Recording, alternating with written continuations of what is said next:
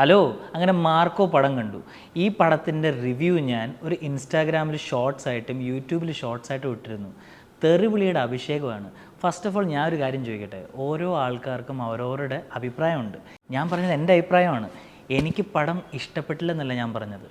പടം ഒരു highly brutal violent പടമാണ്, അതെല്ലാവർക്കും അറിയാം, എ സർട്ടിഫിക്കറ്റാണ്.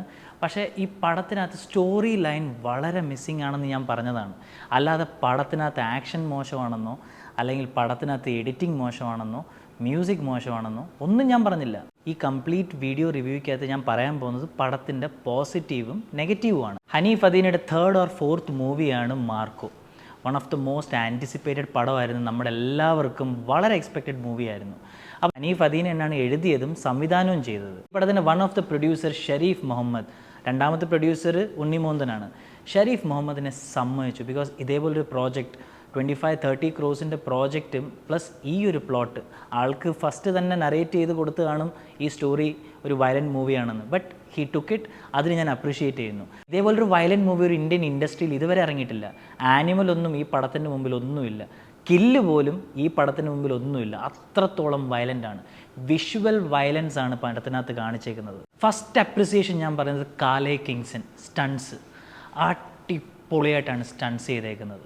ആ സ്റ്റൺസ് അത്രത്തോളം എഫക്റ്റീവ് ആയതും മ്യൂസിക് കാരണമാണ്. മ്യൂസിക്കിനെ കുറിച്ച് ഞാൻ പിന്നെ പറയാം. ഫസ്റ്റ് ഹാഫിലുള്ള എനിക്ക് മനസ്സിലായ ലാഗ് എന്ന് വെച്ചാൽ ആ സ്റ്റോറിയിലുള്ള ആ വീക്ക്നെസ് ആണ്. ഇത് ഗുണ്ടകളുടെ ആ ഒരു ട്രൈബാണല്ലോ, അതിനകത്ത് നമ്മുടെ മാർക്കോ ഒരു ദത്തുപുത്രനെ പോലാണ് കാണിച്ചേക്കുന്നത്. ഇതിനകത്ത് കുറേ ഫാമിലീസ് കാണിക്കുന്നുണ്ട്. സിദ്ദിഖിൻ്റെ ഫാമിലി ഒരെണ്ണം, പിന്നെ ജഗദീഷിൻ്റെ ഫാമിലി ഒരെണ്ണം. ഇവർ തമ്മിലുള്ള ബിസിനസ്സുകൾ, ഗോൾഡിൻ്റെ ബിസിനസ് കാണിക്കുന്നുണ്ട്. പല ബിസിനസ്സുണ്ട് ഇതിനകത്ത്. ഫസ്റ്റ് ഹാഫിലുള്ള സ്റ്റോറി, സ്ക്രീൻ പ്ലേ ഇവർ കുറച്ചും കൂടെ വർക്ക് ചെയ്തിരുന്നെങ്കിൽ പടം വേറെ ലെവലിൽ പോയേനെ.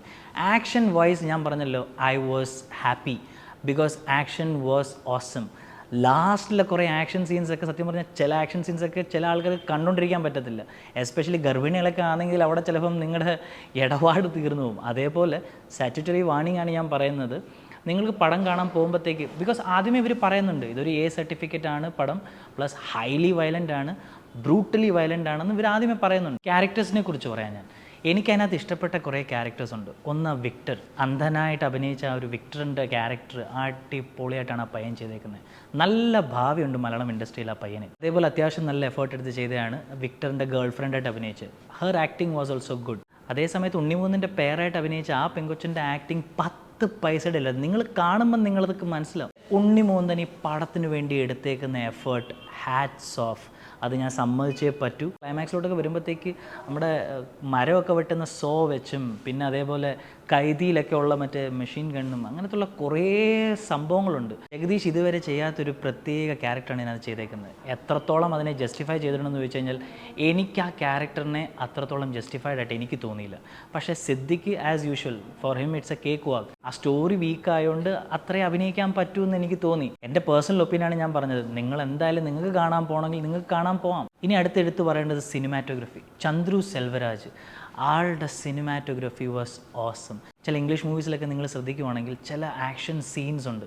സ്റ്റെയർ കേസിലൊക്കെ ഉള്ള ഫൈറ്റിങ്, നമ്മുടെ ആനിമലിലൊക്കെ ഉണ്ടായിരുന്ന അതേപോലെ ക്രൗഡുള്ള ഫൈറ്റിങ്സ് ഒക്കെ. അപ്പോൾ അതിനകത്തൊരു സിനിമാറ്റോഗ്രാഫർ, അതായത് സിനിമാറ്റോഗ്രാഫർ ആ ക്യാമറ വെച്ചിട്ട് ഈ ആക്ഷൻ സീൻസൊക്കെ എടുത്ത രീതിയൊക്കെ എനിക്ക് വളരെ ഇഷ്ടപ്പെട്ടു. അതേപോലെ തന്നെ വിഷ്വൽ എഫക്ട്സും അടിപൊളിയായിരുന്നു. എല്ലാ ക്യാരക്ടേഴ്സിനും ഒരു ബ്ലാക്ക് ടോണാണ് കൊടുത്തേക്കുന്നത്. അതായത് സലാർ, KGF, എല്ലാവരുടെയും ഡ്രസ്സിങ് സെൻസ് ആണെങ്കിലും എല്ലാവരും ടിപ്പ് ടോപ്പായിട്ടാണ് കാണിച്ചിരിക്കുന്നത്. പിന്നെ ഡിഫൻഡറിൻ്റെ കളി മാത്രമേ ഉള്ളൂ പടത്തിനകത്ത് ഫുള്ള്. ഞാൻ അപ്പോഴും പറഞ്ഞ ഒരേ ഒരു കാര്യം, സ്റ്റോറിയിൽ വർക്കൗട്ട് ചെയ്തിരുന്നെങ്കിൽ പടം കുറച്ചും കൂടെ ഹൈപ്പും ആ ഒരു എക്സ്പെക്റ്റേഷനും കിട്ടിയേനെ. അതുമാത്രമേ ഞാൻ പറഞ്ഞിട്ടുള്ളൂ. ഒരാളുടെ പെർസെപ്ഷൻ, ഒരാളുടെ റിവ്യൂ നിങ്ങൾ കേൾക്കുമ്പോഴത്തേക്ക് ആൾ പറയുന്ന കാര്യങ്ങളോടൊന്ന് മനസ്സിലാക്കാൻ നോക്കുക. ഇതൊരു അപേക്ഷ മാത്രമാണ്. പിന്നെ എന്തായാലും ഇനിയിപ്പോൾ തെറി വിളിക്കാനുള്ളവർ തെറി വിളിക്കും. ഇതേപോലുള്ള റിവ്യൂസായിട്ട് ഞാൻ വരുന്നതായിരിക്കും. അപ്പോൾ അടുത്ത റിവ്യൂ ആയിട്ട് വരുന്നവരെ ടേക്ക് കെയർ, ബൈ.